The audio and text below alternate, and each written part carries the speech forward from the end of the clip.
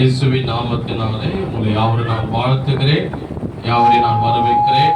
இந்த YouTube channel மூலியமாக பார்க்கிற உங்களையும் நான் அன்போடு வரவேற்கிறேன். இந்த கல்வாரி சபையிலே ஞாயிற்றுக்கிழமை கொடுக்கிற தேவ செய்தியை தவறாமல் இந்த யூடியூப் சேனல் மூலியமாக நீங்களும் கேட்குறீங்க. எனக்கு மிக்க மகிழ்ச்சி. உங்களுக்காக நான் ஜெபிக்கிறேன். நீங்களும் இந்த சபைக்காக எனக்காக ஜெபித்துக் கொள்ளுங்க. இப்போது நாம் பார்க்கக்கூடிய தலைப்பு என்னவென்றால் ஆவின் கனிகள். ஆவின் கனிகளுக்கு தான் நாம் பார்க்க போகிறோம். கலாத்தியர் 5ஆம் அதிகாரம் 19ஆம் வசனம் பாருங்க. இன்னைக்கு நம்ம பார்க்கக்கூடிய தலைப்பு ஆவின் கனிகள். இதை குறித்து தான் நம்ம தொடர் போதினா ஞாயிற்றுக்கிழமை தோறும் நம்ம பார்த்து வருகிறோம். இன்னும் கொஞ்சம் தொடர்ச்சியாக நம்ம பார்ப்போம். அதுக்கு முன்பதாக கலாத்தியர் புதிய ஏற்பாடு 262ஆம் பக்கம் 262ஆம் பக்கம் கலாத்தியர் 5ஆம் அதிகாரத்திலே முதல்ல வேதம் சொல்லுகிறது மாம்சத்தின் கிரிகள் அப்படின்னு. இந்த உலகத்திலே பாருங்க மனிதர்கள் வாழ்றாங்க. யார் தேவனுடைய பிள்ளை, யார் சாத்தானுடைய பிள்ளை, யாருக்குள்ள ஏசப்பா இருக்கிறார், யாருக்குள்ள சாத்தான் இருக்கிறான் அப்படின்னு சொல்லிதான் நம்ம இன்னைக்கு பார்க்க போகிறோம். ஒரு மனிதனுடைய உடையை பார்த்து நம்ம கிறிஸ்துவங்கன்னு சொல்லக்கூடாது, அல்லது அவங்க கையில பைபிள் இருக்கு அதனால கிறிஸ்துவன் சொல்ல முடியாது. அவருடைய கிரிகள், அவருடைய செயல்பாடு, அவருடைய பேச்சு, அவருடைய பார்வை, அவருடைய குணங்கள், இதை வைத்துதான் கிறிஸ்துவர்கள் ஏசப்பா அவங்களுக்குள்ள வாசம் பண்ணுகிறார் என்று நாம் கண்டு கொள்ள முடியும். பாருங்க, ஏன்னா இந்த உலகத்திலே மனிதர் வாழ்றாங்க. இப்ப யாருக்குள்ள ஏசப்பா இருக்கா, யாருக்குள்ள பிசாசு இருக்கா, யாரு பாத்தீங்கன்னா தேவ ஆவினால் நடத்தப்படுறாங்க, யார் அசுத்த ஆவினால் நடத்தப்படுறாங்க. ஏன்னா இந்த உலகத்தில் 2 விதமான ஆவிகள் ஒன்று இருக்குது. ஒன்று பரிசுத்த ஆவியானவர், ஒரு ஆவியை சொல்லுவோமா. இரண்டாவது அசுத்த ஆவிகள். இந்த அசுத்த ஆவி எங்க இருக்கும் என்றால் மனசுக்குள்ளதான் இருக்கும். பரிசுத்த ஆவியானவர் எங்க இருப்பார் என்றால் ரட்சிக்கப்பட்ட பிள்ளைகளுக்குள்ளதான் இருப்பான். அப்போ நாம் எப்படி கண்டு கொள்ள முடியும், நாம் எப்படி தெரிஞ்சு கொள்ள முடியும் இவங்க தான் தேவனுடைய பிள்ளை, இவங்க ஏசப்பா பிள்ளை, இவங்களுக்குள்ள ஆவியான எப்படி இருக்கிறாரு, வாசம் பண்றாரு அப்படின்னு நம்ம எப்படி தெரிந்து கொள்ள முடியும் என்றால் அவனுடைய செயலை வச்சு, அவனுடைய பேச்சு, அதை வைத்து நாம் தேவனுடைய பிள்ளைகள் என்று நாம் கண்டு கொள்ள முடியும். அப்போ பிசாசுடைய பிள்ளைகள் எப்படி இருப்பாங்க, அசுத்த ஆவினாலே அவன் அசுத்த ஆவிகள் அவருடைய மனதையும் சிந்தனையும் தாக்கும் போது அவங்க எப்படி இருப்பாங்கன்னா இப்ப நாம் பார்க்க போகிறோம். கலாத்தியர் 5ஆம் அதிகாரம் 19ஆம் வசனம் பாருங்க. மாம்சத்தின் கிரிகள் வெளிரகமாக இருக்கிற அவையாவன விபச்சாரம், பேசித்தனம், அசுத்தம், காம விவகாரம், விக்கிராதனை, வெள்ளிய சூனியம் வகைகள், விரோதங்கள், வைராக்கியங்கள், கோபங்கள், சண்டைகள், பிரிவினைகள், மார்க்க பேதங்கள், பொறாமைகள், கொலைகள், வெறிகள், களியாட்டுகள் முதலானவர்களை இப்படிப்பட்டவர்கள் செய்கிறவர்கள் தேவனுடைய ராஜ்யத்தை சுதந்திரிப்பதில் என்று முன்னே நான் சொன்னது போல இப்போது உங்களுக்கு சொல்லுகிறேன். இவர்கள் யாரா, யாருடைய ஆவி? இந்த உலகத்துல சொன்ன 2 விதமான ஆவிகள். ஒன்று அசுத்த ஆவி, இன்னொன்று பரிசுத்த ஆவியானது. ஒரு மனுஷனுக்குள்ளே அசுத்த ஆவி இருக்கும் என்றால் அவனுடைய வெளிக்கிரி எப்படி இருக்கும்? ஒருவனுக்குள்ளே பரிசுத்த ஆவி இருப்பார் என்றால் அவன் வெளி தோற்றம் எப்படி இருக்கும் என்றுதான் இந்த வேதம் ஒரு மனுஷனுக்குள்ள கூடிய ஆவி ஆத்துமாவே ஸ்கேன் எடுத்து காட்டுது. ஒரு ஸ்கேன் எடுத்தா என்ன பண்ணுவாங்க, உள்ள உடம்பு உள்ள எலும்பு எந்த இடத்துல அடிபட்டு இருக்கு, சதை எப்படி பிறண்டு இருக்கு, ரத்தம் கட்டி இருக்குதா அப்படின்னு வெளியே பார்த்தா தெரியாது. டாக்டர் என்ன சொல்லுவாங்க, போயிட்டு ஸ்கேன் எடுத்துருவாங்க. அந்த ஸ்கேன் எடுக்கும் போது எலும்பு அடிபட்டு இருக்கா, சதை பிறந்து இருக்கான்னு தெரிஞ்சிடும். அது போல இந்த வேதம் என்ன பண்ணுகிறது, ஒரு மனுஷனுக்குள்ளாக தேவாவியானவர் இருக்கிறாரா இல்ல அசுத்தாவி வாசம் பண்ணுகிறதா என்று ஸ்கேன் எடுத்து சொல்லுகிறது. ஒரு மனுஷனுக்குள்ளாக அசுத்தாவி இருக்கும் என்றால், அசுத்தாவி ஒரு மனிதனுடைய எண்ணங்களை தாக்கும் என்றால் அவருடைய வெளி தோற்றம், அவருடைய கிரிகள் எப்படி இருக்கும் என்றால் அவருடைய வேதம் எல்லாம் சொல்லப்படுது. அவனுக்குள்ளே பகை, விரோதம், கோபம், எரிச்சல், பொறாமை, பெருமை, மன்னிக்க முடியாத குணங்கள், மரணத்தின் எண்ணம், இச்சையான எண்ணங்கள், பேசிதன எண்ணங்கள், பாவ ஆசைகள், உலக ஆசைகள், பண ஆசை, பேராசை, இது எல்லாம் விரோதம், வைராக்கிய, கோபம், அவங்களை அழிக்கணும், நம்ம குடும்பத்தை அழிக்கணும், பிள்ளைகளை அழிக்கணும். இப்படிப்பட்ட எண்ணம் எல்லாம் ஒரு மனசுக்குள்ள வருது என்றால், இப்படிப்பட்ட பேச்சு அவனுக்குள்ள வருது என்றால், இப்படிப்பட்ட பார்வை அவனுக்குள்ள இருக்கும் என்றால் அவன் எப்படிப்பட்டவனா இருக்கிறான்? கவனிங்களே, என் முகத்தை பாருங்களேன். அசுத்தாவி என்ன பண்ணுது, அவன் மனதை தாக்குகிறது என்று அர்த்தம். தேவ ஆவி ஒரு மனுஷனுக்குள்ள இருந்தா, பரிசுத்த ஆவியானவர் ஒரு மனுஷனுக்குள்ள இருந்தா, ஏசப்பா உங்களுக்குள்ள இருந்தா உன் மனது எப்படி இருக்கும், உன் பேச்சு எப்படி இருக்கும், உன் செயல்பாடு எப்படி இருக்கும் பாருங்க. வேதம் சொல்கிறது ஆவின் கனியோ, ஆவின் கனி எத்தனை சொல்லி இருக்கிறேன்?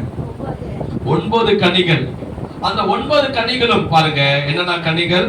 அன்பு, சந்தோஷம், சமாதானம், நீடிய பொறுமை, தயவு, நற்குணம், விசுவாசம், சாந்தம், இச்சை அடக்கம். இப்படிப்பட்ட விரோதமான பிரமாணம் ஒன்றுமில்லை. கிறிஸ்துவுடையவர்கள் தங்கள் மாம்சத்தின் ஆசை இச்சைகளையும் சிலுவையில் அறைந்திருக்கிறார்கள். எல்லாரும் ஒரு ஆமென் சொல்லுவோம். சத்தமாலையா சொல்லுவோமா? கைகளை உயர்த்தி சொல்லுவோமா? இந்த ஆவின் கனிகள் மொத்தம் எத்தனைனா 9. இந்த 9 கனிகளை யாருக்குள்ள இருந்தா? பிதாவாகிய தேவனுக்குள்ள இருந்தது. 2வது ஏசப்பாக்குள்ள இருந்தது. 3வது பரிசுத்த ஆவியானவருக்குள்ள இருந்தது. அப்ப ஏசப்பா நாம் ஏற்றுக்கொண்டு இருந்தா, நாம் ரட்சிக்கப்பட்டு இருந்தா, பரிசுத்தாவே நமக்குள்ள இருப்பார் என்றால், ஏசப்பா நமக்குள்ள இருப்பார் என்றால், தேவ ஆவியானவர் நமக்குள்ள வாசம் பண்ணுவார் என்றால், நம்முடைய பேச்சு எப்படி இருக்க தெரியுமா? நம்முடைய செயல் எப்படி இருக்க தெரியுமா? நம்முடைய கிரிகள் எப்படி இருக்கும் என்றால் அது அன்பு உள்ளதா இருக்கும். ஒரு மார்க்கெட் போறீங்க, ஒருத்தங்க தெரியாம ஏதோ ஒண்ணு மேல இடிச்சிட்டு கொட்டிடுறாங்க. மார்க்கெட்ல வாங்குற ஏதோ ஒண்ணு பொருள் மேல தட்டிடுறாங்க. உடனே என்ன பண்ணுவாங்க? மேல துணி மேல விழுந்தவங்க பயங்கர கோவப்படுவாங்க. என்ன உனக்கு கண்ணு தெரியாது, பார்த்து வர மாட்டேன், கோவப்படும். அப்ப அவங்க உடனே என்ன சொல்லுவாங்க? ஐயோ தெரியாது, சாரிங்க, தெரியாம இடிச்சிட்டேன், தெரியாம கொட்டிட்டேன். அந்த அன்பு இல்லாதவங்க என்ன பண்ணுவாங்க? தேவையில்லாத அனாவசியமான வார்த்தைகளை பேசி, கெட்ட வார்த்தைகளை பேசி திட்டிடுவாங்க.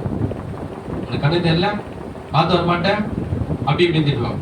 ஆனா தேவ அன்பு இருக்கிறவன், ஏசப்பாக்குள்ள இருக்கிறவன், இருட்டங்க, பரவாயில்ல, தெரியாம தானே பண்ணிட்டீங்க, இருக்கட்டும். அதுதான் யாரு? தேவ அன்பு உள்ளவன், ஏசப்பா உள்ள இருக்கிறவன், ஆவியான உள்ள இருக்கிறவன், வாசம் பண்ற மனுஷன் என்ன பண்ணுவான்? பரவாயில்ல, இருக்கட்டும், மன்னிக்கிறேன். ஐயோ ஒருத்தவங்க ஒரு தவறு தெரியாம நம்ம பண்ணிட்டாங்கன்னா உடனே மன்னிப்பு போது ஏதாவது இருக்கணும். ஆனா அந்த எரிச்சலையும் அந்த கோபத்தையும், நீ எப்படி பேசுவ, நீ எப்படி பண்ணுவ, நீ எப்படி செய்வ, அப்படி ஆத்திரத்தையும் கோபத்தையும் பொறாமையை காட்டுறாங்கன்னா அவங்களுக்குள்ள யாரு இருக்கல? இல்லைன்னா ஏசப்பா இல்லை, ஆவியானவர் இல்லை, அசுத்தாவிதான் நம்ம வந்து சொல்றது. அதான் வேதம் சொல்லுகிறது, ஒரு ஏசப்பா ஒரு மனிதனுக்குள்ள இருந்தா அவன் எப்படிப்பட்டவனா இருப்பான்? சந்தோஷமா இருப்பான், சமாதானமா இருப்பான், நீடிய பொறுமை அவனுக்குள்ள இருக்கும், தயவு இருக்கும், அவனுக்கு நற்குணம் இருக்கும், விசுவாசம் இருக்கும், சாந்தம் இருக்கும். அவனுக்கு எப்படிப்பட்டவனா இருப்பான்? நீடிய சாந்த குணம் உள்ளவனா இருப்பான். கடைசியா சொல்லப்படி இச்சை அடக்க இருக்கும். இப்படிப்பட்டவன் தான் யாரு? ஏசப்பாவுடைய பிள்ளைங்க. ஒரு ஆமென் சொல்லுவோம். இப்படிப்பட்டவர்களுக்குள் தான் ஆவியான வாசம். இந்த ஆவின் கனிகள் 9 மிக முக்கியமான கனி எது? ஃபர்ஸ்ட் நம்பர் 1 கனி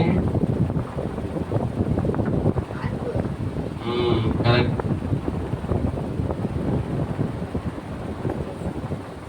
முக்கியமான கனி எது? அன்பு. இந்த அன்பு தான் மிக முக்கியம். தேவன் அந்த ஆவின் கனிகள் 9 மிக முக்கியமான கனி அன்பு. 1 கொரிந்தியர் 13ஆம் அதிகாரத்திலே அந்த அதிகாரம் முழுவதும் பார்த்தீங்கன்றால் அன்பை குறித்து சொல்லப்பட்டிருக்கும். தேவன் எப்படி இருக்கிறார்? அன்பாகவே இருக்கிறார். நான் அதை பற்றி சொன்னேன் உங்களுக்கு, ஞாபகம் இருக்கா? தேவன் அன்பாக, தேவனை யாருமே பார்த்தது கிடையாது, கடவுளை யாருமே பார்த்தது கிடையாது. அதான் மனுஷன் என்ன பண்றான்?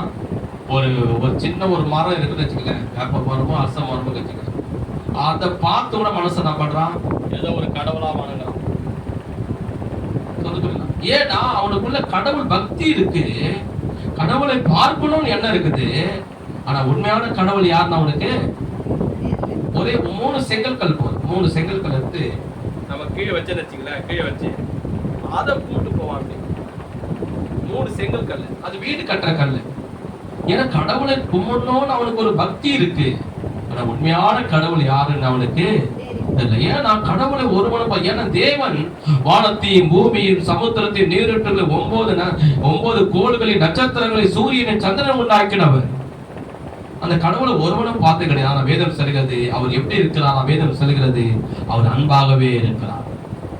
அன்பின் தச்சுரூபமா இருக்கிறார். அப்ப மனிதர்கள்லாம் கடவுளை பார்க்கணும் சொல்லி ஒரு கடவுளை வணங்கும் போதுதான் தேவன் என்ன பண்ணாரு, நம்முடைய குமாரனை அனுப்பினார். இந்த குமாரனை பார்க்கும் போது ஏசப்பா சொன்னாரு, என்னை கண்டவன் பிதாவை கண்டான், என்னை கண்டவன் தேவனை கண்டான். தேவன் என்னில நான் அவர்ல இருக்கிறது நம்புங்கள், இல்லாவிட்டா என் கிரியை பார்த்து நம்புங்க. அப்ப தேவனுடைய அன்பா இருக்கிறார். ஏசப்பா அந்த பூமியை வாழும்போது அன்பா இருக்கிறார், ஆவியானவர் அன்பா இருக்கிறார். ராமே சொல்லுவோமா. இந்த உலகம் கூட பாத்தீங்கன்னா எல்லாவற்றையும் காட்டிலும் சில பேர் பணத்துக்காக, பொருளுக்காக, வீட்டுக்காக, துணிக்காக, நகைக்காக, நல்ல வேலைக்காக, படிப்பு எல்லாம் ஓடியாதாங்க. ஆனா ஒரு காரியத்துக்கு மட்டும்தான் இந்த உலகத்துல எல்லா மக்களும் எழுங்கும். அது எதுனா அன்புக்காக. குழந்தை கூட பாருங்க, அப்பா அம்மாவுடைய அன்பு கிடைக்குமான்னு பாருங்க. மனைவி பாத்தீங்கன்னா கணவன் நம்ம கிட்ட அன்பு காட்டுவாரா ஏங்குவாங்க. ஸ்கூல்ல பாருங்க, டீச்சர் நம்ம அன்பு காட்டுவாங்களா நினைப்பாங்க ஸ்டூடெண்ட்டுக்கு. உலகத்துல எல்லாரும் பாத்தீங்கன்னா வேலை ஸ்தலத்துல பாருங்க, ஓனர் நம்ம அன்பா இருப்பாரா நினைப்பாங்க வேலை செய்யணும். அப்ப உலகம் முழுதும் பாத்தீங்கன்னா அன்புக்காக உலகம் இயங்குகிறது. ஆனா அந்த உலகத்துல 2 விதமான அன்பு இருக்கு. அதுதான் நம்ம இப்ப பார்க்க போறோம். ஒண்ணு உண்மையான அன்பு, இரண்டாவது மாய்மாலமான அன்பு. இந்த உலகம் முழுதும் பார்த்தீங்கன்னா அன்புக்காக இயங்குது. அன்புதான் மிக முக்கியம். எது மனசு இல்லைன்னா கூட அன்பு இருந்தா போதும், சந்தோஷமா வாழ்ந்துருவோம். ஒரு பங்களா வீட்டுல இருந்தாலும், 1 கோடி உள்ள கார் இருந்தாலும் சரி, உண்மையான அன்பு குடும்பத்துல இல்லைன்னா அவன் சந்தோஷமா வாழ முடியாது. ஒரு வாழ வீட்டுல வாழ்ந்தாலும், ஒரு மனைவி கணவர் பிள்ளைங்க அன்போடு வாழ்ந்தாங்கன்னா சந்தோஷமா வாழ்வாங்க. ராமே சொல்லுவோமா, நல்லே சொல்லுவோமா. அப்போ அந்த உலகம் முழுதும் பார்த்தீங்கன்னா அன்புக்காக இயங்குது. ஆனா அந்த உலகத்துல அன்பு பாத்தீங்கன்னா 2 விதமான அன்பு இந்த உலகத்தில் கிரியை செய்து. ஒண்ணு உண்மையான அன்பு, 2வது மாய்மாலமான அன்பு. அதான் நம்ம இப்ப பார்க்க போகிறோம். 1 கொரிந்தியர் 13ஆம் அதிகாரம் பாருங்க. 1 கொரிந்தியர் 13ஆம் அதிகாரம். நான் இதுல இந்த அதிகாரம் முழுதுமாக அன்பை குறித்து சொல்லப்பட்டிருக்கும். அன்பை நான் பண்ண உங்களுக்கு விலைக்கு சொன்னேன். இன்னைக்கு எதை பார்க்க போகிறோம் என்றால் 4ஆம் வசனத்துல பார்க்க போகிறோம். 1 கொரிந்தியர் 13ஆம் அதிகாரம் 4ஆம் வசனம். அன்பு நீடிய சாந்தமும் தயவும் உள்ளது, அன்புக்கு பொறாமை இல்லை, அன்பு தன்னை புகழாது, இருமாப்பா இராது. எல்லாரும் சேர்ந்து சொல்லுங்க, அன்பு. சத்தமா சொல்ல மாட்டீங்க, சத்தமா சொல்லுங்க. அன்பு இருமாப்பா இராது. போதும், இதுதான் நம்ம விளக்க போறோம். இப்ப கவனிங்க, பைபிள் எடுக்க முடியாத பரவாயில்ல, கவனிங்க. ஒரு அன்பு ஒருத்தனுக்குள்ள இருந்தா எப்படிப்பட்டவனா இருக்கும் பாத்தீங்கன்னா, ஒரு உண்மையான அன்பு ஒருத்தன் இருந்தா, கணவன் மனைவி மேல இருந்தா, இல்ல மனைவி கணவன் மேல இருந்தா, தாய் தகப்பன் பிள்ளைங்க மேல இருந்தா, இல்ல பிள்ளைங்களுக்கு அப்பா அம்மா மேல இருந்தா, ஒரு உண்மையான அன்பு ஒருத்தன் மேல நமக்கு இருந்தா, அந்த அன்பு உண்மை அன்பு என்ன பண்ணுனா சந்தோஷமா இருக்கிற பாருங்க, சந்தோஷமா வாழணும். இப்ப நல்லா சாப்பிடுவாங்க, கறி மீன் நல்லா சாப்பிடுவாங்க, நல்லா துணி கடை போயிட்டு நல்லா துணி எடுப்பாங்க, நல்ல நகை நட்டு வாங்குவாங்க, ஒரு ஜாலியா ஹாப்பியா வெளியே போவாங்க. அதுல மட்டும் உண்மையான அன்பு கிடையாது. அதுல மட்டும் ஒரு உண்மையான அன்பு ஒருத்தர் உள்ளத்துல இருந்தா, கணவன் மனைவி மேல இருந்தா, மனைவி கணவன் மேல இருந்தா, இல்ல பிள்ளைங்க மேல இருந்தா, இல்ல பிள்ளைங்க அப்பா அம்மா மேல இருந்தா, யாரு மேலேயோ ஒரு உண்மை அன்பு இருக்கும் என்றா, அது மட்டும் உண்மையான அன்பு இல்ல. சந்தோஷமா வாங்க, என்ன நீ ஒரு துணி எடுத்துக்கோ, அந்த ஹோட்டல்ல நீ நல்லா சாப்பிடு பிரியாணி, அதுல மட்டும் உண்மையான அன்பு இல்ல. அவங்களுக்கு ஒரு கஷ்ட காலம் வரும்போது, அவங்களுக்கு ஒரு பிரச்சனைன்னு வரும்போது, அவங்களுக்கு ஒரு வியாதின்னு வரும்போது, புரியுதுங்களா, ஏதோ எல்லாத்தையும் இழந்து நடுத்தர நிற்கும் போது, அவங்க கண்ணீர் விடும் போது, அந்த நிலையிலும் அவங்க காசு கூட இல்லாம, 10 ரூபாய் கூட இல்லாம, கட்ட துணி கூட இல்லாம, ஏதோ வாய்க்குல சரிஞ்சிட்டாங்க, விழுந்துட்டாங்க, ஒண்ணுமே இல்லாத நேரத்திலும் நம்ம காட்டுற பாத்தீங்களா அன்ப, அதுதான் உண்மையான அன்புக்கு அடையாளம். ராமே சொல்லுவோமா, கைகத்தடி கர்த்தரை மகிமைப்படுத்துவோமா, எல்லாம் கைகத்தடி கர்த்தரை மகிமைப்படுத்துவோமா. எந்த கஷ்ட காலத்தில் காட்டுவதுதான் உண்மையான அன்பு. எந்த பிரச்சனையிலும் ஒண்ணுமே இல்லாத நிலையில காட்டுறதா உண்மையான அன்பு. நீ கண்ணீர் விடும் போது உன் காட்டுவதுதான் உண்மையில வச்சிருக்கிற அன்பு. உங்ககிட்ட காசு இழந்துட்டு இருக்கிற ஒரு நாள் நல்லா இருந்த நீ காசு இல்லாம அப்பயே காட்டுவதா உண்மையான அன்பு. நான் சொல்றது புரியுதுங்களா? உண்மை அன்பு என்பது எப்பவுமே இருக்கும். அழகா இருக்கும் போது இருக்கும், அழகு இல்லாத போது இருக்கும். பணம் இருக்கும் போது இருக்கும், பணம் இல்லாத போது இருக்கும். நீ பலனா இருக்கும் போது இருக்கும், நீ வியாதி பட்டாலும் அந்த அன்பு உனக்கு காண்பிக்கும். புரியுதுங்களா? நீ நல்ல கறி மீன் நல்லா பிரியாணி ஹோட்டல்ல சாப்பிடும் போது இருக்கும், ஒரு நாள் காசு இல்லாம நீ கஞ்சி குடிக்கும் போதும் அந்த உண்மையான அன்பு உண்மையில காட்டும். அதுதான் எது உண்மை அன்பு. புறாமே சொல்லுவோமா? அப்போ மாய்மாலமான அன்பு எப்படின்னா, மாய்மாலமான அன்பு, உண்மை இல்லாத அன்பு, நடிக்கிற அன்பு, வேஷம் போடுற அன்பு. அது எப்படி இருக்குன்னா, நீ நல்லா இருக்கும் போது இப்ப நீ உங்ககிட்ட பணங்குது, என்கிட்ட பணங்குது, வா நம்ம 2 பேரும் ஹோட்டல்ல போய் சாப்பிடலாம். உனக்கு என்ன வேணும்? பீஃப் பிரியாணி. உனக்கு சிக்கன் பிரியாணி சாப்பிடலாம். அதான் நீ எனக்கு பிடிச்சது சிக்கன் பிரியாணி நீ வாங்கி தர, உனக்கு பிடிச்சது பீஃப். என்ன அன்பு! என்ன வா துணி கடைக்கு போகலாம். உனக்கு என்ன வேணும்? எனக்கு துணி பட்டா, உனக்கு ஒரு பட்டு சேரி வேணுங்க. சரி 2000 எடுத்துக்கோ. உனக்கு என்ன வேணும்? எனக்கா ஜீன்ஸ் டிஷர்ட், நீ 3000 எடுத்துக்கோ. ஐயோ என்ன அன்பு! நீ நகை இல்லாம இருக்கிறவா, நகை கடைக்கு ஒரு சில நகை எடுத்துக்கோ. ஐயோ என்ன இவ்வளவு அன்பு என் மேல வச்சிருக்கிற, நீ இவ்வளவு பாசம் வச்சு நான் கனவுல கூட நினைச்சு பார்க்கலையே, எங்க அப்பா அம்மா கூட எடுத்து பார்க்கலையே, நீ இப்பதான் என்னை பார்த்து நேசித்து கொஞ்ச நாள் தான் ஆயிடுச்சு, இவ்வளவு நகை தெரியும். இந்த அம்மா வேலைக்கு போய் சம்பாரிச்சு நீங்க வாங்க நகை கடைக்கு, நான் ஒரு ரிங்கு மோதிரம் வாங்கி தரேன். ஐயோ என்ன அன்பு! என் கூட பொண்ணு கூட வாங்கி தரல. இது நல்லா கவனிங்க. நீ செய்யற, அவங்க செய்வாங்க, அவங்க செய்வாங்க, நீ செய்யற. நீ நல்லா இருக்கும்போது அவங்க காட்டுறான். ஒரு அழகா இருக்கிற அவன அதெல்லாம் பரவாயில்ல, வா இங்க போனா அங்க போனா, நீதான் எனக்கு உயிர், நான் இல்லைன்னா அவ்வளவுதான் அப்படின்னு. இதெல்லாம் என்னது? தேவை இருக்கும் போது காட்டுவது அன்பு. இப்ப திடீர்னு ஒரு நாள் கையில காசு இல்ல, 10 ரூபா கூட இல்ல, அவங்க கிட்ட 10 ரூபா கூட இல்லாத நிலையில வந்துட்டாங்க. என்கிட்ட 10 ரூபா கூட இல்லைங்க. எதுக்கு நீ இருக்கிற? 10 ரூபா கூட இருக்காது உங்ககிட்ட. வேலைக்கு போ, கஷ்டப்படு, சம்பாரி. முன்னாடி பேர் என்னால முடியல, உடம்பு சரியாம ஆயிடுச்சு, எனக்கு ரொம்ப உடம்பு படல, இப்ப கை கால் வேலை செய்ய முடியல, என்னால எங்க போல. உடம்பு சரியில்லை என்கிட்ட வந்த, உடம்பு சரியில்லை ஹாஸ்பிட்டலுக்கு போதானே, உடம்பு சரியில்லை ஏன் இருக்கிற அப்படின்னா பண்றாங்க. பேசுறாம பாருங்க, சொந்த புரியுதுங்களா? பேசுறாம பாருங்க. அப்படின்னா பண்ணுவாங்க. இல்லங்க ஒருத்தர் ஏன் அழுதினா இருக்கிற?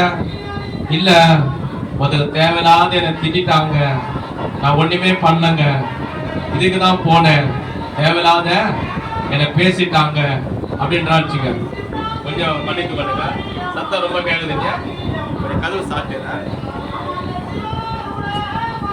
சத்தம் கேக்குது இல்ல ஃபுல்லா.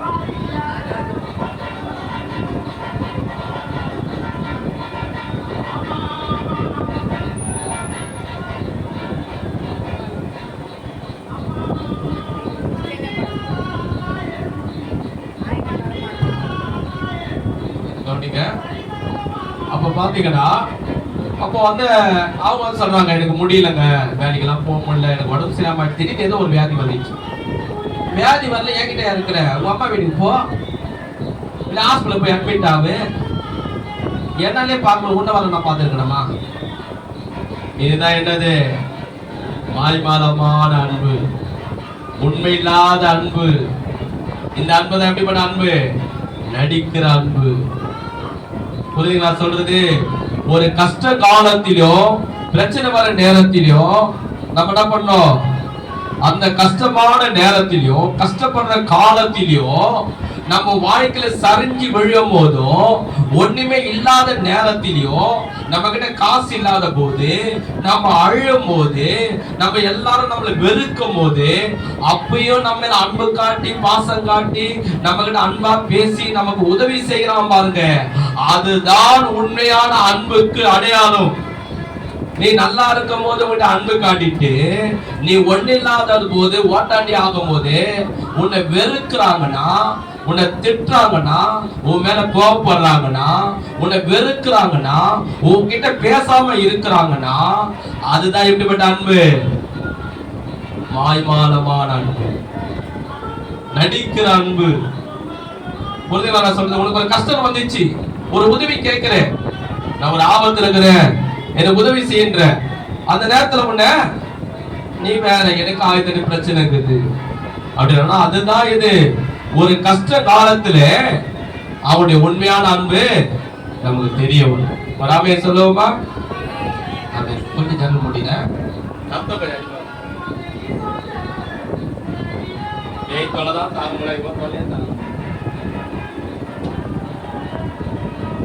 கவனிங்க, என்ன ஆகுது?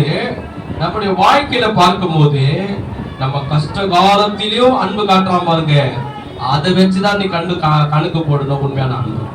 ஆனா அந்த உலகத்துல 2 விதமான அன்பு இருக்கு. அதான் வேதம் சொல்லுகிறது, அன்பு இருமாப்பா இராதுன்னா 2 குணம் ஒரு மனுஷனுக்கு உண்மையான அன்பு.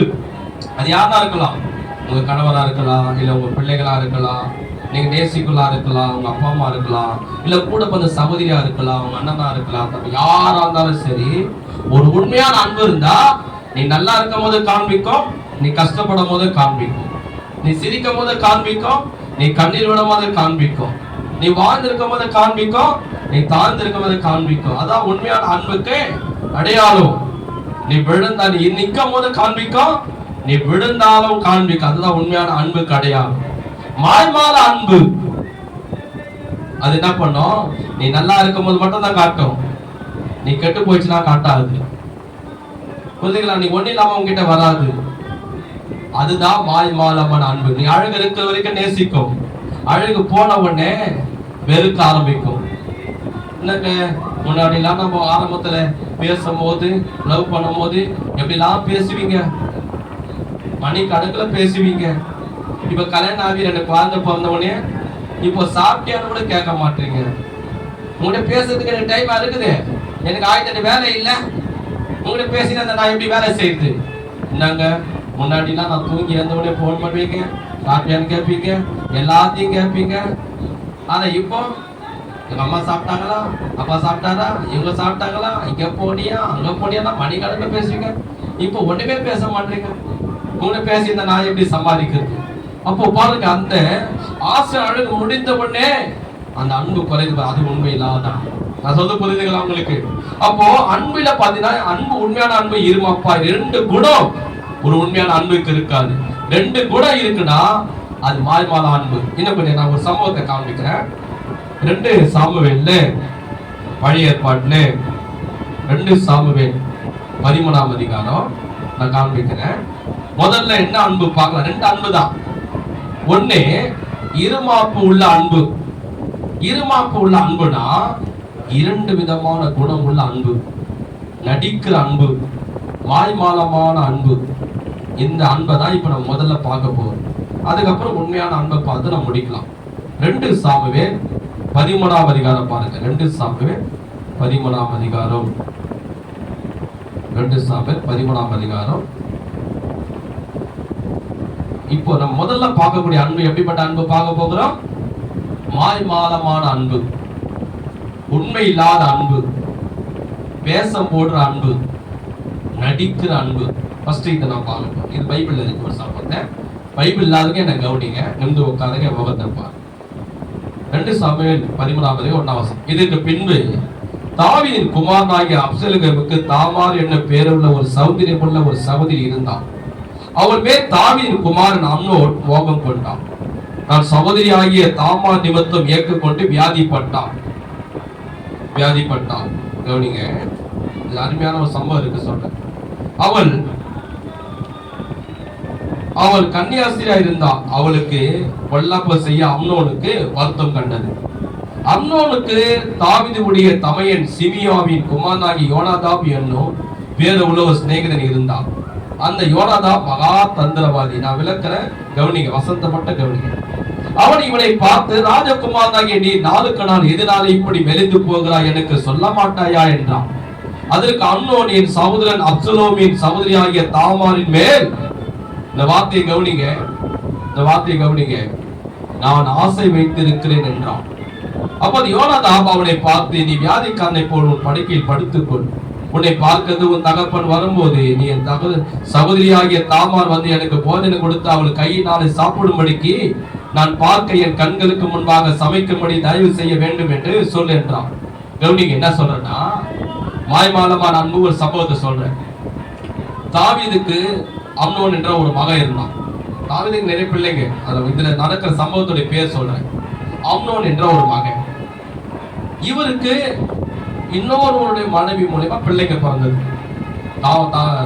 தாவீது ராஜாவுக்கு இவரு இந்த மகன் வந்து இன்னொரு மனைவி பிறந்த மகன் தான் அம்னோன். இன்னொரு மனைவி பிறந்த மகன் வந்து பாத்தீங்கன்னா தாமார். ஆனாலும் இவங்க ரெண்டு பேரும் என்னவா இருக்கிறாங்க? கரெக்ட், அண்ணன் தங்கச்சியா இருக்கிறாங்க. யாரும் ஒரே தாவீது ராஜா ஒருத்தர், ஒரு மனைவிக்கு இந்த அம்னோன் பிறந்துட்டான், அவன் பிறந்துட்டான். இன்னொரு மனைவிக்கு இந்த தாமார் என்ற பெண்ணு பிறந்துட்டான். இந்த தாமாரும் அம்னோனும் என்னவா இருக்கிறாங்க? அப்போ அக்கா தங்கச்சியா இருக்கிறாங்க.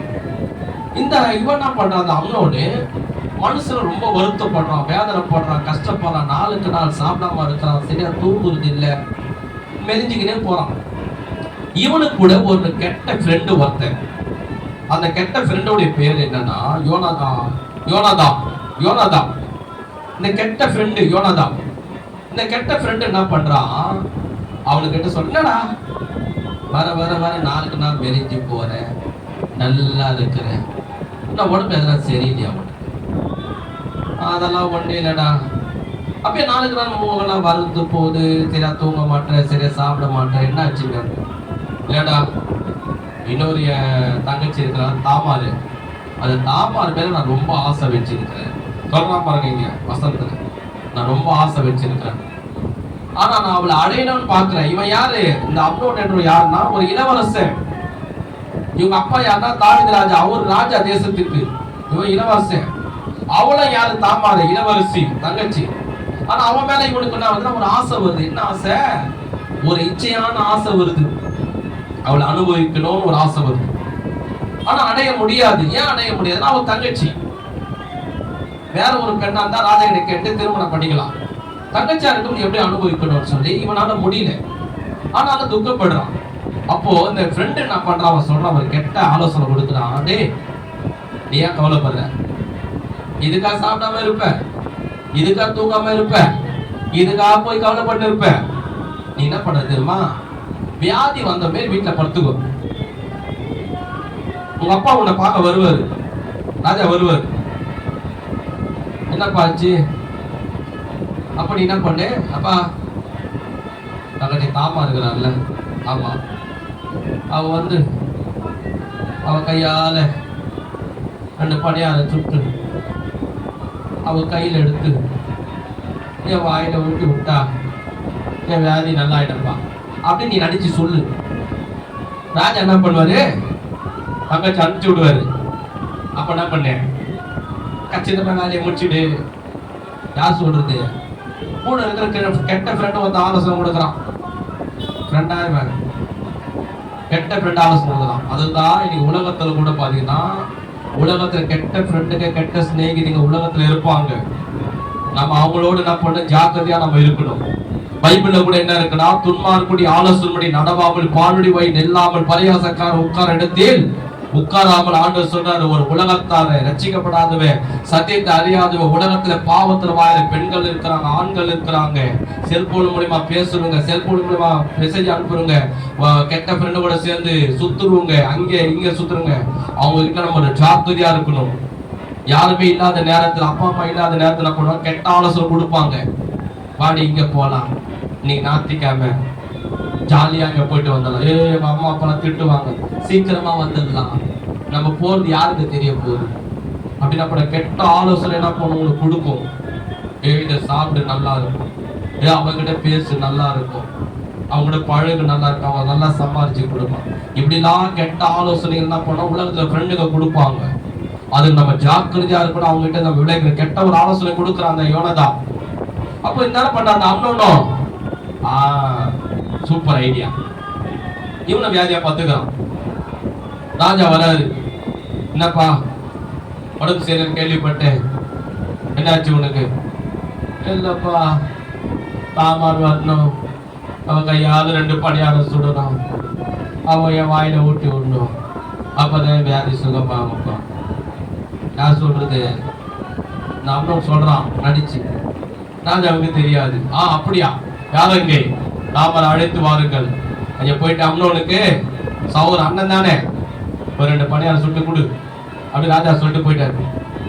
வேலைக்காரன் போய் சொல்றாங்க. ஏன்னா எல்லாரும் அந்த காலத்துல ராஜா, மந்திரிங்க, இளவரசி எல்லாம் ஒரே வீட்டுல இருக்க மாட்டாங்க. அவங்களுக்கு ஒரு இடம் இருக்கும். இப்போ நீங்க சென்ட்ரல் போறீங்கல்ல, சென்ட்ரல்ல இருக்க பாருங்க, பக்கத்துல ஒரு ராஜாவுடைய கோட்டை இருக்கும், இந்த சைட்ல ஒரு கோட்டை இருக்கும்.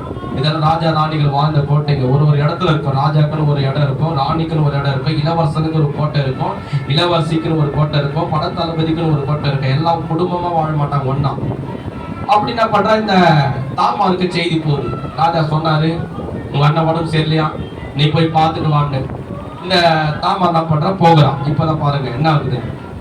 6ஆம் வசனம், 2 சாமுவேல் 13:6 வசனம். அப்படியே அம்னோன் வியாதிக்காரனை போல படுத்துக் கொண்டான். ராஜா தன்னை பார்க்க வந்த போது ராஜாவை நோக்கி, என் சகோதரியை தாமார் வந்து நான் அவள் கையினாலே சாப்பிடும்படி என் கண்களுக்கு முன்பாக 2 நல்ல பணியாரங்களை பண்ணும்படி உத்தரவு கொடுக்க வேண்டும் என்றான். அப்போது தாவீது வீட்டுக்கு தாமாரிடத்தில் ஆள் அனுப்பி, நீ உன் சகோதரியாக அம்னோன் வீட்டுக்கு போய் அவனுக்கு சமையல் பண்ணி கொடு என்று சொல்ல சொன்னான். தாமார் தன் சகோதரனாகிய அம்னோன் படுத்துக் கொண்டிருக்க வீட்டுக்கு போய் மாவெடுத்து பிசைந்து அவன் கண்களுக்கு முன்பாக தட்டி பணியாரங்களை சுட்டு சட்டி எடுத்து அவன் முன்பாக அவரிலே வைத்தான். ஆனாலும் அவன் சாப்பிட மாட்டேன். பின்பு அம்னோன், எல்லாரும் என்னை விட்டு வெளியே போகட்டும் என்றான். எல்லாரும் அவனை விட்டு வெளியே போனார்கள். அப்போது அம்னோன் தாமாரை பார்த்து, நான் உன் கையினாலே சாப்பிடும்படி அந்த பலகாரத்தை அறை வீட்டிலே கொண்டு வா என்றான். அப்படியே தாமார் தான் செய்த பணியாரங்களை அறை வீட்டில் இருக்கிற தான் சகோதரனாகிய அம்னோனிடத்தில் கொண்டு போனான். கவனிங்க, என்னன்னா ராஜா சொல்லிட்டாரு, இளவரசி யாரு, தாமார் வந்துட்டா வீட்டுக்கு. வந்தவனே இவன் கண்ணுக்கு முன்னாடி 2 பணியாரத்தை எடுத்து, நம்ம சப்பாத்தி எப்படி மாவு எடுத்து பிசைந்து கொஞ்சம் தண்ணி ஊத்தி கொஞ்சம் எண்ணெய் ஊத்தி கொஞ்சம் பிசைந்து சுடுவோம்ல சப்பாத்தி, அது போல இந்த 2 பணியாரத்தை எடுத்து சுட்டுனுக்குறான். அம்னோன் என்ன பண்றாரு, பத்துனுக்கிறாரு உடம்பு சரியாத மாரி. அவன் சுட்டுட்டு என்ன பண்ணா, தட்டில் எடுத்து வச்சு, உடம்பு சரியில்லை சொன்னியே, என் கையால பணியாரம் சுடணும்னு சொன்னியே, உன் கையால தான் சாப்பிடுன்னு சொன்னியே, இந்த அவன் கையில ஊட்டி விட போறேன், எழுந்து உட்காருன்னு சொன்னான். அப்ப இவன் என்ன சொன்னான் தெரியுமா, அந்த அரண்மனையில இவன் ஒரு இளவரசன் ஆட்கள் எல்லாரையும் வெளியே போயிட்டான். 4 வீரர்கள் இருப்பாங்க இல்லையா, போச்சவர்கள் எல்லாரும் வெளியே போயிட்டான். இவன் சொன்னா எல்லாரும் கீப் பண்ணி தான் ஆகணும், எல்லாரும் வெளியே போயிட்டாங்க. அது உள்ள ஒரு அரண்மனை உள்ள இருக்கும், தூங்குற இடம், பெட்ரூம் வாங்க, அரண்மனை உள்ள அது உள்ள வாங்கிட்டான். இவன் நான் நினைச்சிங்கன்னா, ஆகா பணியார சாப்பிடுறதுக்கு கூப்பிடுறாரு அண்ணா உள்ள, நீ உள்ள போயிட்டான் ஊட்டி கொடுத்துட்டு அண்ணனுக்கு. 11 பாருங்க, அவன் சாப்பிடும்படி அவள் கிட்ட கொண்டு வருகையில் அவன் அவளை பிடித்து அவளை பார்த்து, என் சகோதரியே, நீ வந்து என்னோடு சயனி என்றான். சயனினா என் கூட விபச்சாரம் செய்யுன்னு சொல்றான். அதற்கு அவள், வேண்டாம் என் சகோதரே, என்னை அவமானப்படுத்தாதே, இஸ்ரவேலிலே இப்படிப்பட்ட செய்ய தகாது, இப்படிப்பட்ட மதிக்கேடான காரியத்தை செய்ய வேண்டாம். நான் என் வெட்கத்தோடு எங்க போவேன்? நீ இஸ்ரவேலிலே மதிக்கட்டவர்கள் ஒருவனை போல ஆவார். இப்போது நீ ராஜாவோடு பேசு, அவர் உன்னை தராமல் மறுக்க மாட்டார் என்றான். அவன் அவள் சொல்லை கேட்க மாட்டேன் என்று அவளை பலவந்தமாய் பிடித்து அவளோடு சயனித்து விபச்சாரம் செய்து அவளை கற்பழித்தான். சரிங்களா? வேற உள்ள போயிட்டார், அரண்மனை உள்ள பணியாரத்தை எடுத்தா அண்ணனுக்கு வாயில ஊட்டி உண்ணு போனா பாருங்க. இவன் என்ன பண்ணிட்டான், டக்குனு கையை பிடிச்சி, இந்த பணியாரம் எனக்கு தேவையில்லை, வேற என்னன்னா வேணும் உனக்கு, நீதான் எனக்கு வேணும், நீ என்னோட செய்து பாவம் செய்யணும். அப்போ தாமா சொல்றான், அண்ணா நீ என் சகோதரன் அண்ணன், நான் இதை செய்யலாமா? செய்யக்கூடாது. இஸ்ரவேலிலே இப்படிப்பட்ட ஒரு மதிக்கட்ட காரியத்தை செய்யக்கூடாது, நம்ம பண்ணக்கூடாது. வேணா நீ என் மேல ஆசைப்பட்டினா, என் மேல அன்பு உனக்கு இருக்குதா, என் மேல ரொம்ப பாசம் இருக்குதா, உனக்கு என் மேல ரொம்ப ஆசை வச்சிருக்கியா, சரி ஒண்ணு பண்ணு, அப்பா கிட்ட சொல்லு, ராஜா கிட்ட சொல்லு. ராஜா என்ன பண்ணுவாரு, நீ என் மேல பாசம் வச்சிருக்க, அன்பு வச்சிருக்கிற, அதனால வியாதியா இருக்கிற, சரி என்ன கொடுப்பாரு, நம்ம திருமணம் பண்ணிக்கினேன் சந்தோஷமா வாழலாம். தப்பா ரைட் ஆயுது? கல்யாணம் ஆட்டுங்கள தப்பா ரைட் ஆயுது? கரெக்டா இவ சொல்றான், சரி ஏதோ நீ ஆசை வச்சிட்ட, லவ் வந்துச்சு. ஆனா நான் என்ன பண்றேன், முறைப்படி ஒரு முறைன்னு ஒண்ணுக்குது, கரெக்டா பேசுறான், ஒரு முறைன்னு ஒண்ணுக்குது, முறைப்படி என்ன பண்ணலாம், அப்பா கிட்ட பேசிட்டு நம்ம 2 பேரும் ஒன்னா சேர்ந்து வாழலாம் அப்படின்றான். ஆனா இவன் நான் சொல்றான், அதெல்லாம் முடியாது, அதெல்லாம் நான் அப்பா கிட்ட பேச மாட்டேன், அதெல்லாம் எனக்கு தெரியும், அதெல்லாம் செய்யக்கூடாது, நீ அரண்மனைக்குள்ள வான்னு சொல்லி அவளிடம் தவறு பண்ணிட்டான். 2 பேரும் தவறு நடந்துச்சு. இவனுக்கு அம்னோனுக்கு தாமார் மேல ரொம்ப ஆசை, ரொம்ப ரொம்ப அன்பு, ரொம்ப பாசம் எல்லாம் இருந்தது. சரி நடிச்சாரு, வியாதி வந்து நடிச்சாரு, பணியாரம் சுட்டு கேட்டாரு, கொடுத்தான், பணியாரத்தை சாப்பிட்டாரு இல்லையா, அந்த பெண்ணை தாமாரை சாப்பிட்டாரு. இவரு நல்லா என்ன பண்ணாரு, எல்லா ஆசையும் இவனுக்கு முடிஞ்சிச்சு. இப்ப என்ன பண்றான் பாரு, இவனுக்கு வந்து உள்ளத்துல வந்து தாமார் மேல அன்பு இருக்குது. அந்த அன்பு எப்படிப்பட்ட அன்புன்னு இப்பதான் பார்க்க போறோம். நான் சொல்ல புரியுதுங்களா? பாவம் ஒண்ணு, ஆசை இருக்குது, ஏதோ ஒரு ஆசையில தந்திரமா பிளான் போட்டு பண்ணிட்டான், தந்திரமா முடிச்சுட்டான். சரி நடந்துச்சு, ஏதோ ஒண்ணு வச்சுக்கங்களேன், உலகத்துல நிறைய நடக்குது, ஏதோ போய் பண்ணிடுறாங்க. சரி ஏதோ அவசரம், அர்ஜென்ட் அவசரத்துல பண்ணிடுறாங்க வச்சுங்க. இப்ப அந்த அம்மா என்ன பண்ணிக்கணும், இவனுக்கு மனைவி ஆயிட்டான், காப்பாற்றணும்ல. ஏதோ ஒரு தவறு ஏதோ நடந்துச்சு உலகத்துல, சரி அதை கூட தவறு செய்யாதவங்க யாரும் இல்லை, பண்ணிட்டான் ஆசையில. அதுக்கப்புறம் இவனுடைய புத்தி எப்படி போகுது பாரு, அந்த நடந்து முடிஞ்ச செகண்டே, அடுத்த செகண்டே என்ன பண்றான் பாருங்க, இப்பதான் முக்கியம். என்ன பண்றான்,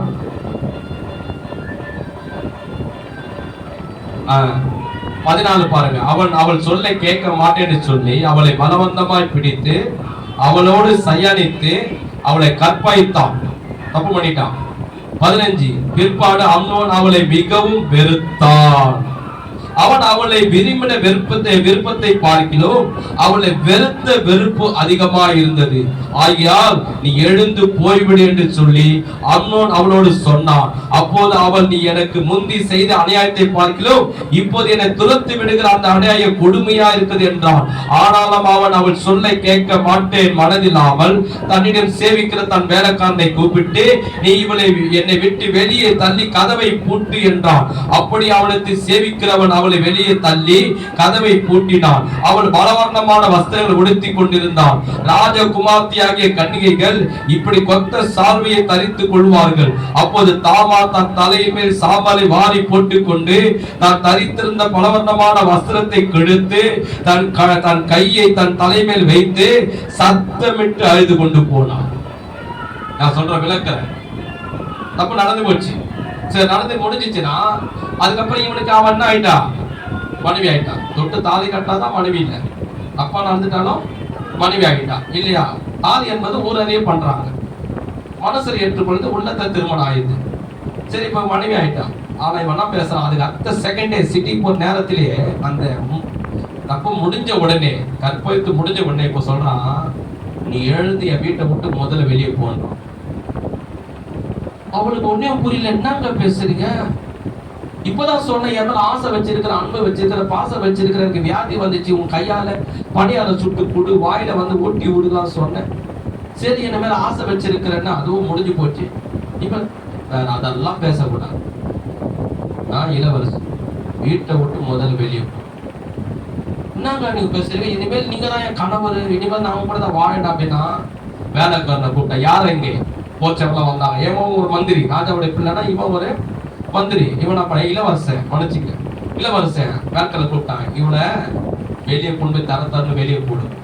அப்போ அவன் சொல்றா, நீ முன்னாடி காட்டின அன்பு எப்படிப்பட்ட அன்பு, அப்போ முன்னாடி அன்பு இருக்குன்னு, பாசம் இருக்குன்னு, ஆசை வச்சிருக்கிறன்னு எல்லாம் சரி, ஆனா முடிஞ்ச பிற்பாடு நீ என்ன பண்ற, என்ன இப்போ உன் காரியம் முடிஞ்ச உடனே என்னை வெறுக்கிற, என்னை தள்ளுற, என்னை கைத்த போச்சு வெளியே தள்ளுற, நீ வீட்டை விட்டு வெளியே போ என்ற, அதுவும் வேலைக்காரனை கூப்பிட்டு என்னை வெளியே தள்ளி போன்ற, இவளை கொண்டு வெளியே தள்ளி தீக்கு போடுகின்ற.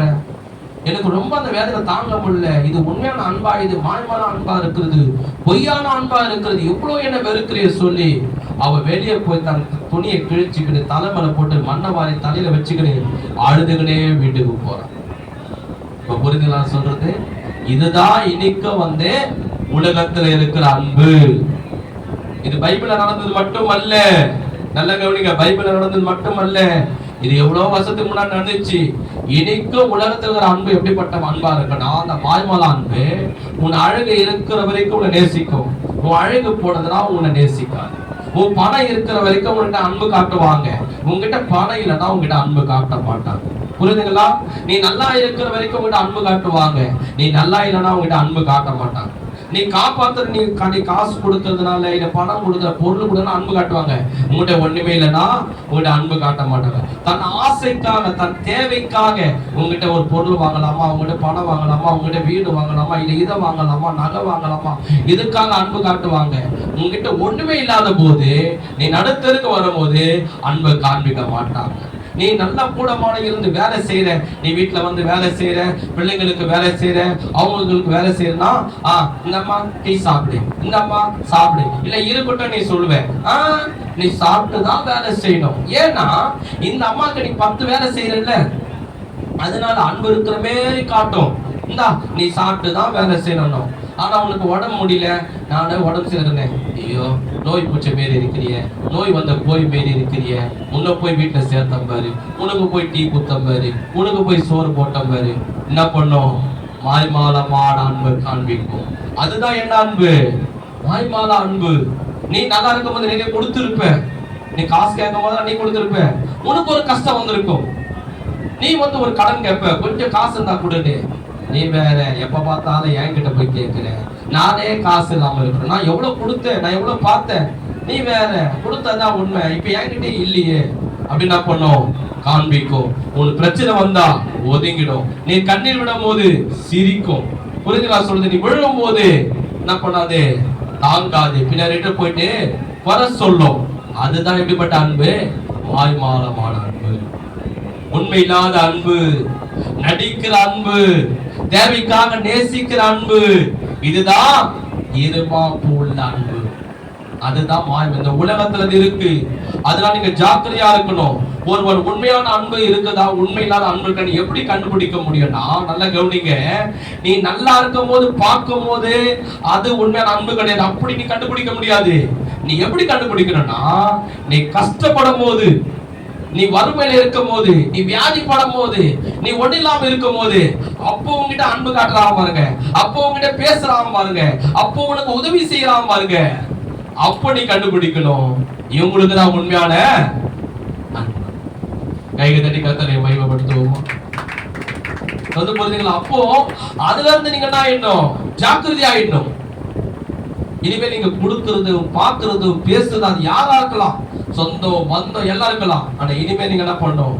ஜாக்கிரதையா இருக்கணும். இப்போ பாத்தீங்கன்னா நேற்று கூட ஒருத்தர் போன் பண்ணாரு, ஒரு 9:40 இருக்கும். ஐயா ரொம்ப மனசு வேதனை ஆகுது, ரொம்ப பிரச்சனைல இருக்கிறேன், ரொம்ப கஷ்டத்துல இருக்கிறேன், ரொம்ப மன போராட்டம் இருக்கிறேன். பாருங்க, சபை கூட அந்த மகள் வந்திருக்கிறாங்க. அந்த மகள் வந்திருந்தாங்க. அவங்க வீட்டுல என்ன சொல்றது, ஒரு மாப்பிள்ளையை பார்த்து கல்யாணம் பண்ணணும்னு நினைச்சுட்டாங்க. அந்த அப்பா அம்மா சொன்ன மாப்பிள்ளையை அந்த பொண்ணு ஏத்துக்க என்கிட்ட சொன்னாங்க, பாஸ்டர் இந்த மாதிரி மாப்பிள்ளை பார்த்துக்கிறேன், பொண்ணுகிட்ட சொல்றேன் கல்யாணம் பண்ண. நான் சொன்னேன், அம்மா இது மாதிரி மாப்பிள்ளை சொல்றாங்கம்மா, நீ என்னம்மா சொல்ற, உன் விருப்பம் பண்ணாமா? இல்ல பாஸ்டர், எனக்கு அவங்களெல்லாம் யாரும் பிடிக்கல. இப்படியே கொஞ்ச நாள் போயிடுச்சு. சரிம்மா உனக்கு வயசாவது, யாரை போல கல்யாணம் பண்ண போறேன், சரி உன் மன விருப்பம் என்னன்னு சொல்றேன். இல்ல பாஸ்டர், எங்க வேலையாண்ட ஒருத்தர் இருக்கிறாரு, அழகா இருப்பாரு, சோப்பா இருப்பாரு, ஐட்டமா இருப்பாரு, எப்பவுமே நான் வேலை முடிச்சுட்டு வரும்போது எனக்கு ஐஸ்கிரீம்லாம் வாங்கி தருவாரு, அவரை தான் நான் கல்யாணம் பண்ணிடுவேன்.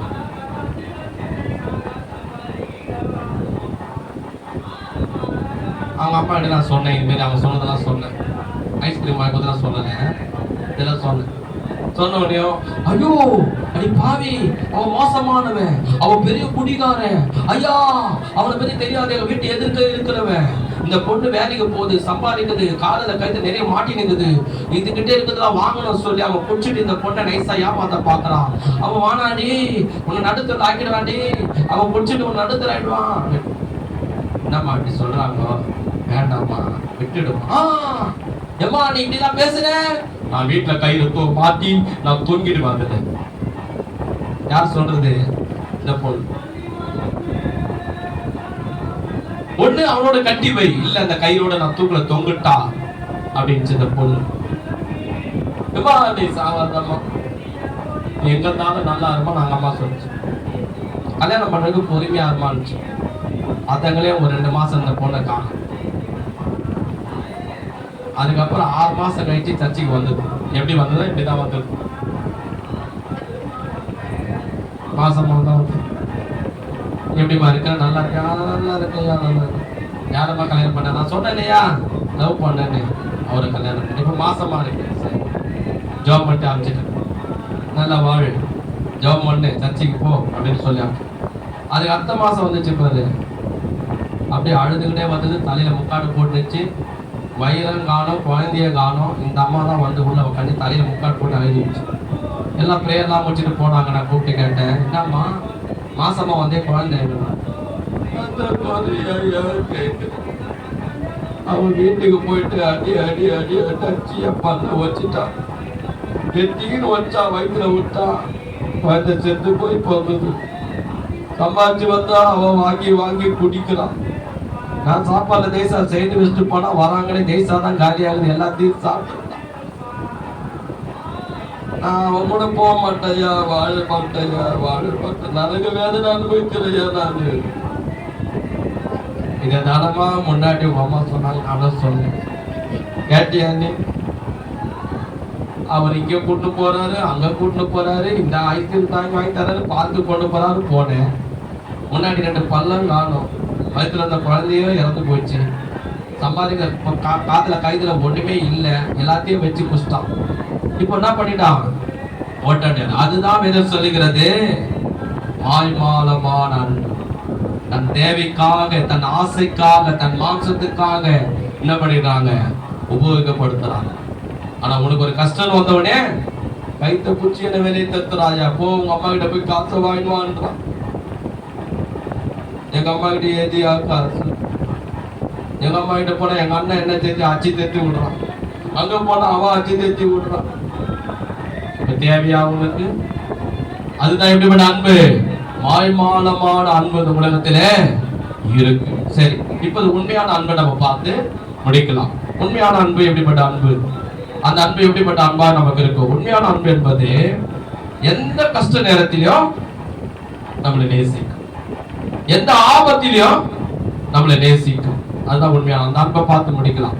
லூக்கா சுவிசேஷம் 15ஆம் அதிகாரம். அது யாருடைய அன்பு? உண்மையான அன்பு நம்ம மேல வச்சது யாரு?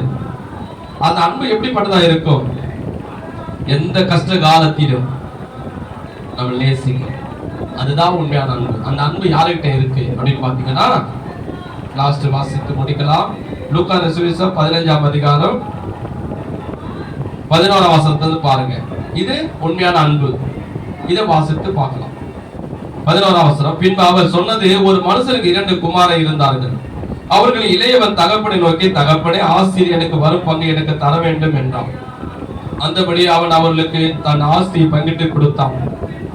சில நாளைக்கு பின்பு இளைய மகன் எல்லாவற்றையும் சேர்த்து கொண்டு தூரதேசத்துக்கு புறப்பட்டு போய் அங்கே துன்மார்க்கமா ஜீவனை பண்ணி தன் ஆஸ்தியை அழித்து போட்டான். எல்லாவற்றையும் அவன் செலவைத்த பின்பு அந்த தேசத்திலே கொடிய பஞ்சம் உண்டாயிற்று.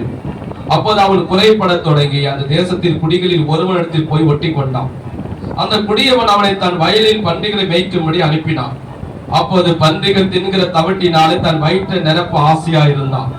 ஒருவனும் அதை அவனுக்கு கொடுக்கவில்லை. அவனுக்கு புத்தி தெரிந்த போது அவன் தன் தகப்பனுடைய கூலிக்காரர், எத்தனை பேருக்கு பூர்த்தியான சாப்பாடு இருக்கிறது, நானோ பசினால் சாகிறேன். நான் எழுந்து என் தகப்பனுக்கு போய், தகப்பனே, பரத்துக்கு விரோதமா உமக்கும் நான் பாவம் செய்தேன், உம்முடைய குமார் என்று சொல்லப்படுது நான் பார்த்தது அல்ல, உம்முடைய கூலிக்காரன் ஒருவனாக என்னை வைத்துக் கொள்ளும் என்பேன் என்று சொல்லி. போதும், இப்ப என்ன கவனிங்க, நான் விளக்கிறேன், கவனிங்க. ஒரு ஊர்ல பெரிய எஜமான் இருக்கிறார், பெரிய நாட்டாமை, ஊர் தலைவர். அவருக்கு 2 பிள்ளைகள். கடைசி மக இளைய மகன் என்ன சொல்றான், அப்பா உன் கூட சேர்ந்துக்கணு மாந்தோப்பு, தென்னந்தோப்பு, அந்த தோப்பு, இந்த தோப்பு, வயல்வெளி, ஆடை மேய்க்கிறது, மாடை மேய்க்கிறது, இந்த வேலைலாம் செய்ய மாட்டேன். என்னப்பா பண்ண போற? என் சொத்தை பிரிச்சு கொடு. என்னப்பா பண்ண போற? நான் என்ன பண்ண போறேன்? ஜாலியா நான் வெளிநாட்டுக்கு போறேன், பைசா ஓட்ட தங்க போறேன், என்னவா ஜாலியா இருக்க போறேன். உங்களுக்கு ஆடு மேய்ச்சிக்கணும், மாடை மேய்ச்சிக்கணும், வயல் வெளியே போனாலும் பண்ண சொத்தை பேச்சு கணக்கு புள்ள என்னங்கய்யா அவனுக்கு சொத்தை பிரிச்சு என்னப்பா என்னப்பா அப்பா வாங்கி கொடுத்தா 10 லட்சம் நான் வரேன். நம்மட இளையமாவை 10 லட்சம் வாங்கிக்கிறேன். வெளிநாடு போயிட்டாரு, பைசா ரோட்ட தங்கினாரு. தினிக்கும் சாராயம் தான், தினிக்கும் பெண்கள் தான், தினிக்கும் சினிமா தேட்டரி தான், தினிக்கும் சிக்கன் மட்டன் தான், தினிக்கும் சிகரெட்டு கூடி பிரியாணி சினிமா தேட்டரி கிளப்பு ஜாலியா இருந்தது. பணம் அந்த 10 லட்சம் அப்படியே இருக்குமா? செலவாயிட்டே வந்துச்சு. லாஸ்ட்ல கையில 10 ரூபா கூட இல்லை. 10 ரூபாய் இல்லைன்னு வயிறுக்கு தெரியுமா? உங்க கூட வீட்டுல சாப்பாடு செய்யலன்னு வச்சுக்க, இப்ப செய்யாம சில பேர் வந்திருப்பீங்க, வீட்டுல இல்லாம கூட இருக்கும். ஆனா வயிறு என்ன பண்ண கரெக்டா சாப்பாடு வீட்டுல இல்லைன்னு வயிறுக்கு தெரியுமா? பாக்கெட்ல 10 ரூபாய் இல்லைன்னு வயிறுக்கு தெரியுமா? அதெல்லாம் அதுக்கு தெரியாது. கரெக்ட் டைம்ல வயிறு பசி எடுக்கும். டைம் எப்படி கரெக்டா ஓடுதோ உள்ள கரெக்டா ஓடுவார். ஆனா இவர் பசி எடுக்குது, டீ வாங்கி கொடுக்க மட்டு வாங்கி சாப்பிட பசி உள்ள எடுக்குது, குடுங்குது. ஐயோ ஐயோ எந்த 10 லட்சம் இருந்தது, சினிமா பைசார் ஹோட்டலுக்கு போனோம், கிளப்புக்கு போனோம், பிரியாணி சாப்பிட்டோம், சாராயம் குடிச்சோம், சிகரெட் குடிச்சோம், நல்ல பெண்களோட இந்த பணம்லாம் செலவு பண்ணோம், 10 ரூபா கூட இல்லையே, வயிறு பசிக்குது, என்ன பண்ண தெரியும் சார். ஒரு டைம் எல்லாம் முடிஞ்சிச்சு, இந்த ஹோட்டலில் காலி பண்ணி வெளியே போங்க. துணி நேரத்துக்கு வெளியே வந்துட்டு உள்ள பிரியாணி வாங்கினா காசு கொடுக்கணும், சாராயம் வாங்கினா காசு கொடுக்கணும், சிகரெட் வாங்கினா காசு கொடுக்கணும். 10 டீ குடி கூட 10 ரூபாய் இல்லை. பசி உள்ள புடுங்குது. அப்படியே நடந்து வரோம். ரோட்ல ஒரு இடத்த பார்த்தான். பண்ணி எல்லாம் என்ன பண்ணுது, நல்லா சாப்பிட்டு இருக்குது. ஒரு குண்டால என்ன பண்ணுது, பண்ணி எல்லாமே தவிட்ட வந்து சாப்பிட்டுக்குது. நல்லா பார்க்கலாம். ஐயா இந்த பண்ணி கூட ஒரு வேலை கூட, பண்ணி கூட வேலையா? ஏன்னா பண்ணிக்கிட்ட போய் நிற்பீங்களா? நீங்களாம் பாரினால், நீங்களாம் லண்டன் அமெரிக்காவிலிருந்து வந்திருக்கீங்க. அதான் பண்ணிக்கிட்ட போய் நிற்பீங்களா? இவெல்லாம் சொல்றான் பண்ணி கூட வேலை செய்யறேன்னு வேலையை கொடுன்னு கேட்கறான். யோ பண்ணி கூட வேலையா? வேலை செய்யறையா? போய் மேய் இப்போ. அவன் ஆட்டை மேய்க்க கேட்பான், மாட்டை கேட்பான், அதுக்கே போக மாட்டான்னு கேவலமான வேலைன்னு பண்ணியை மேய்க்க போறேன். போய் மேய். பண்ணிக்கிட்ட போய் நின்றவொடனே அதை பண்ணி நான் படிச்சுக்க. அதுங்களா குண்டு குண்டா இருக்கும். அதுங்க எப்பவுமே 2 வேலை கரெக்டாக பண்ணும். நல்லா சாப்பிட்ற வேலை, நல்லா தூங்குற வேலை, நல்லா சாப்பிட்ற வேலை, நல்லா தூங்குறது. ஆனால் தான் அது உடம்பே இப்படி இருக்கும், இப்படி இருக்கும். அது உடம்பு வயிறெல்லாம் அதுக்கெல்லாம் வாயை உள்ள விட்டுட்டு சாப்பிட்டுக்குது. அவன் பார்க்குறான், ஆஹா இது உள்ள கொஞ்சம் தவிட்டுக்குது. இந்த பண்ணிங்கெல்லாம் போயிடுச்சுன்னா கொஞ்சோண்டு இருக்கும், லாஸ்ட்டில் நம்ம சாப்பிட்டுக்கலாம்னு பார்த்துக்கலாம். அதுங்களாம் வாயை எடுக்க மாட்டேங்குது. அது வாயை வச்சுதான் கடற்கரை அதுங்களே போட்டி போட்டு சாப்பிட்டுக்கோம். பார்த்துக்கிங்களா? நீங்கள் போட்டி போட்டு சாப்பிட்டுக்குது. எல்லாம் சாப்பிட்டு வெளியே வந்துச்சு பாருங்க. அதை பார்த்தா காலியாக இருக்குது. எதை சொல்லிக்கிறது பாருங்க, நான் கதையா சொல்ல, பைபிள் இருக்க பாருங்க. அப்போது பன்றிகள் தின்கிற தவிட்டினாலே தன் வயிற்ற நிரப்ப ஆசையா இருந்தா ஒருவனும் அதை அவனுக்கு கொடுக்க வேண்டும். அதை சாப்பிடணும், பசி அடக்கணும்னு பார்த்தானா அது கூட இல்லையா, பண்ணி எல்லாத்தையும் நக்கிட்டு போயிடுச்சு. பண்ண பண்ணி சாப்பிடுறதுனால பசி சாப்பிட்டு பசி அடக்கலாம் பார்த்தா அது கூட கிடைக்கலையே. அந்த ஓட்டாண்டி ஆயிட்டுமே நச்சு. இவ்வளவு கேவலமான நிலைமை வந்துச்சு. நமக்கு ஒண்ணு செய்யலாம். நம்ம ஊர்ல நம்ம அப்பா பெரிய பணக்காரர், 100 பேர் வேலை செய்யறான். மாந்தோப்பு, தென்னந்தோப்பு, அந்த தோப்பு, இந்த தோப்புல வேலை செய்யறான். ஆயிரக்கான ஆடு மாடுக்குது. அவனே அப்பா வீட்டுல உக்காந்து நல்லா சாம்பார் ரசமும் சாப்பிட்றான். நம்ம அப்பா கிட்ட போயிட்டு, அப்பா இன்னைக்கு உன் புள்ள மகன் சொல்றது எனக்கு தகுதி இல்லை, நான் உன்னை கேவலப்படுத்தி அசைக்கப்படுத்தி 10 லட்சத்தை வாங்கிட்டு போட்டு எல்லாம் பாவத்தை செய்யிட்டேன். ஒரு வேலைக்காரனா வச்சு ஆடு மேய்க்கவோ மாடு மேய்க்கவே, ஒரு ரசம் சாப்பாடுனா சாம்பார் சாப்பிட்னா சாப்பிட்றேன் போய் கேட்கலாம் சொல்லி திரும்பி அந்த ஊருக்கு வரான். யாரு வரான். இப்போ பாருங்க, நான் எழுந்து என் தகப்பனத்துக்கு போய், தகப்பனே, பரத்துக்கு விரோதமா உமக்கு முன்பாக நான் பாவம் செய்தேன். இனிமேல் உம்முடைய குமாரன் என்று சொல்லப்படு நான் பார்த்தனல்ல, உம்முடைய கூலிக்காரன் ஒருவனாக என்னை வைத்துக் கொள்ளும் என்பேன் என்று சொல்லி தான் எழுந்து புறப்பட்ட தகப்பனத்தில் வந்தான்.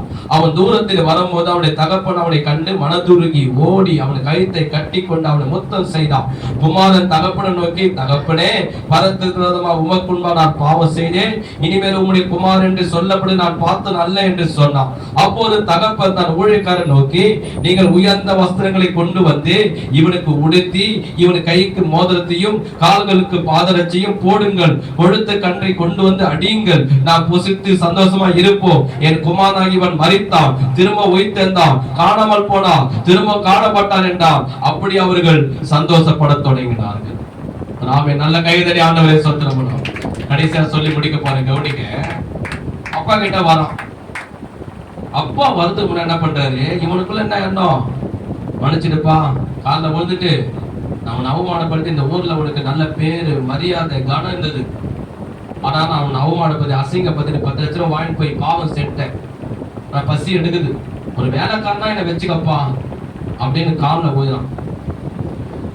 ஒரு சாதாரண ஒரு மனுஷன் என்ன பண்ணிருப்பான், பலார் பலார் பலார் பலார் பலார் பலார் பலார் வெளியே போடா, பணத்தை நீ வாங்கிக்கணும், இந்த ஊர்ல என்ன அவமானப்படுத்திட்டு 4 வார்த்தை கெட்ட வார்த்தை என்னை திட்டிட்டு ஜாலியா போய் வாழ்ந்துட்டு திருப்பி எனக்கு சொந்த வாழ்ந்து வரியா, வெளியே போனா, கைது பிடிச்சி வெளியே தந்துக்கணும். அவனை இவர் சொன்னா கூட கரெக்டு தான் இல்லையா, அவன் அப்படிதான் பண்ணிட்டு போனான் இல்லையா, அவன் அப்படிதான் பண்ணிட்டு போனான். ஆனா அப்பா என்ன பண்றானா, அவன் தூரத்துல வரும்போது மொட்டை மாடியில் நின்று ஜமீன்தார் வேலை பார்த்து கீழே இறங்கி வந்து ஓடி போய் அவன் கைத்தை கட்டி பிடிச்சிட்டு முத்தம் முத்தாதான். அவன் சொன்னான், அப்பா தப்புதான்ப்பா, நான் உனக்கு விதமா பாவம் செய்யிட்டப்பா, உன் பணத்துல இருந்து பயிற்சிட்டப்பா, உன்னை கேவலமா நான் வாங்க திட்டப்பா, மன்னிச்சிருப்பா, ஒரு வேலைக்காரன வச்சுக்கப்பா. அதுக்கு என்ன பேசுறா தெரியுமா அவரு, அவன் துணியை பார்க்கறாரு, எல்லாம் நாரி போய் கீஞ்சி போய்க்குது. உயர்ந்த வஸ்திரங்களை கொண்டு வந்து என் மகனுக்கு போடுகின்ற போடுறான். காலில் பார்க்கிறாரு, காலில் செருப்பு கூட இல்லை, அந்த அளவுக்கு கேவலம் ஆயிட்டான், பரதேசி போல ஆயிட்டான். உயர்ந்த வஸ்திரங்களை கொண்டு வந்து போடுகின்றார். இன்னைக்கு என்ன வீட்டுல சமையல் பண்றீங்க, ஐயா சிக்கன்யா மட்டன் அடி, ஆடுகள் எல்லாத்தையும் அச்சு மட்டன் பிரியாணி வை. ஏயா என் மகன் என்ன பண்ணிட்டான், என் வீட்டுக்கு வந்துட்டான், என்கிட்ட வந்துட்டான், இன்னைக்கு எல்லாரும் நம்ம வீட்டுல எல்லாருக்கும் மட்டன் பிரியாணி தான் அப்படின்றாரு. மட்டன் பிரியாணி ஆடுறான். அப்ப சொல்றாரு பகுதிகள், ஐயா என்னையா எனக்கு விசேஷம், எப்பவுமே சிக்கன் சாப்பிட்டோம் இல்லை பீஃப் சாப்பிட்டோம், எனக்கு மட்டன் பிரியாணி, மட்டன் ஆடு அடிக்கிறேன், ஐயா ஆடு எவ்வளவு ரேட்டு யா.